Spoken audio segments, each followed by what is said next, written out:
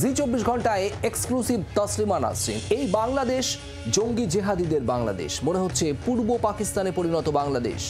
মুক্তিযুদ্ধের ইতিহাস ভুলে গিয়েছে বাংলাদেশ। ভারত বিদ্বেষী হয়ে পাকিস্তানকে সমর্থন বাংলাদেশের জেহাদি জঙ্গিদের নেতা মোহাম্মদ ইউনূস। ছাত্র আন্দোলনের নেপথ্যে জঙ্গি জেহাদিদের হাতে ছিল এবং এই বাংলাদেশ কখনোই আমার নয়, এ কথাই বলেছেন তসলিমা নাসরিন। 24 ঘন্টা এক্সক্লুসিভলি তিনি আজকে আমাদের সঙ্গে অনেক কথা বলেছেন। ঠিক এই বিষয় নিয়ে কি বলেছেন তসলিমা নাসরিন, শুনুন। তারাই আজ ক্ষমতায়, যারা বাংলাদেশের মুক্তিযুদ্ধের বিপক্ষে ছিল, স্বাধীনতার বিপক্ষে ছিল, তারাই আজ ক্ষমতায়। আর আছে এই মুক্তিযুদ্ধ বিরোধী শক্তি, অপশক্তি বলবো, জামাতে ইসলামী এবং জঙ্গি সংগঠন হিজবুত তাহরির। এরা সবাই মিলে এই আন্দোলন করেছে, হাসিনাকে তাড়িয়েছে। কিন্তু মানুষ বুঝতে পারেনি। মানুষ ভেবেছিল এই সত্যিই বোধহয় ছাত্র জনতার আন্দোলন, আসলে সম্পূর্ণই জিহাদি মুভমেন্ট ছিল। এখন সম্পূর্ণই তাদের হাতে ক্ষমতায়, তাদের হাতে দেশ।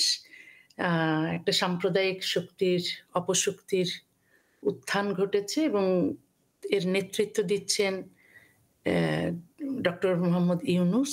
এবং ইউনূসকে আমি তো বলি যে এইসব জিহাদি জঙ্গিদের তিনি নেতা। আর তিনি থাকাকালীনই সমস্ত যত জিহাদি এবং জঙ্গি কারাগারে ছিল, যারা মানুষ খুন করে যারা জেলবন্দি ছিল, তারা মুক্তি পেয়েছে। দেশের সমস্ত ভাস্কর্য, মুক্তিযুদ্ধের ভাস্কর্য ভেঙে ফেলেছে। তারপর হিন্দুদের বাড়িঘরে আগুন দিয়েছে, তাদের মন্দির ভেঙেছে। সম্প্রতি এক হিন্দু নেতাকে মিথ্যে মামলায় গ্রেফতার করেছে। তারপর তো যারা বিরোধী দলের কর্মী ছিল, সমর্থক ছিল, তাদেরকেও খুন করা হচ্ছে, তাদেরকেও দেশ থেকে তাড়িয়ে দেওয়া হচ্ছে অথবা তাদের মিথ্যে মামলায় গ্রেফতার করা হচ্ছে। এই বাংলাদেশ সত্যিকারের বাংলাদেশ নয়, যেন আমরা পূর্ব পাকিস্তানে আছি। পূর্ব পাকিস্তানে এত খারাপ অবস্থা ছিল না এখন যেমন। এরা সব পাকিস্তানপন্থী, এরা ভারত বিদ্বেষী। তো খুবই অবাক লাগে যে ভারত মুক্তিযুদ্ধে সাহায্য করেছিল, ভারতের সাহায্য ছাড়া, সহযোগিতা ছাড়া বাংলাদেশের স্বাধীনতাই সম্ভব ছিল না। সেই ভারতের বিরুদ্ধে গিয়ে এখন পাকিস্তানপন্থী হয়েছে সব। হাসিনা যা চাষ করেছিলেন তা ইউনূস ঘরে তুলেছেন। এইসব ধর্মান্ধ জিহাদি লোককে প্রশ্রয় দিয়েছিলেন হাসিনা। বিশ্ববিদ্যালয় ছিল শিক্ষিত প্রগতিশীলদের জায়গা। এখন মাদ্রাসা এবং বিশ্ববিদ্যালয়ের মধ্যে পার্থক্য নেই। এরাই ছাত্র আন্দোলনের নামে রাস্তায় নেমেছিল, দেশাত্মবোধক গান গেয়েছিল। আমরাও খুব মুগ্ধ হয়েছিলাম, ভেবেছিলাম হাসিনা এতকাল ধরে কোনো নির্বাচন ছাড়াই ক্ষমতায় আছে, তার সরে যাওয়া উচিত, নির্বাচন দেওয়া উচিত, এটা আমিও ভেবেছিলাম। কিন্তু আমি বুঝতে পারিনি যে আসলে ছাত্র আন্দোলনের আড়ালে ছিল জিহাদি জঙ্গি গোষ্ঠী। আমি তো আর বাংলাদেশকে এখন আর বাংলাদেশ বলতে চাই না, আমি জিহাদিস্তান বলি। এখন এই জিহাদিস্তানে কোনো বিচার আশা করা যায় না।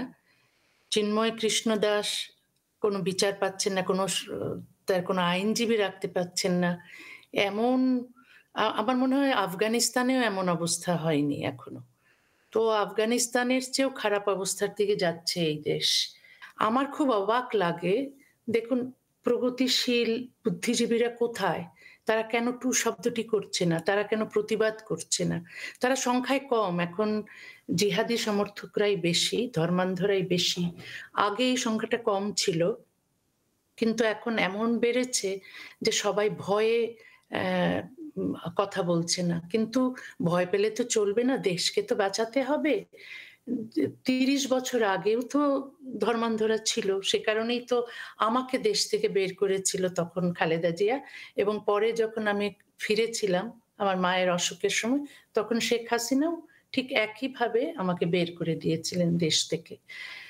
তখন যদি আমাকে বের করা না হতো, এই ধর্মান্ধ মৌলবাদীদের ইচ্ছে পূরণ করা না হতো, দেশের অবস্থা হয়তো এত খারাপ হতো না। তখন যদি এই এই জিহাদের যে ব্রিডিং গ্রাউন্ড সেগুলো নির্মাণ করা না হতো, এত খারাপ অবস্থা হতো না। বাংলার আওয়াজ, বাঙালির আবেগ, জি 24 ঘন্টা।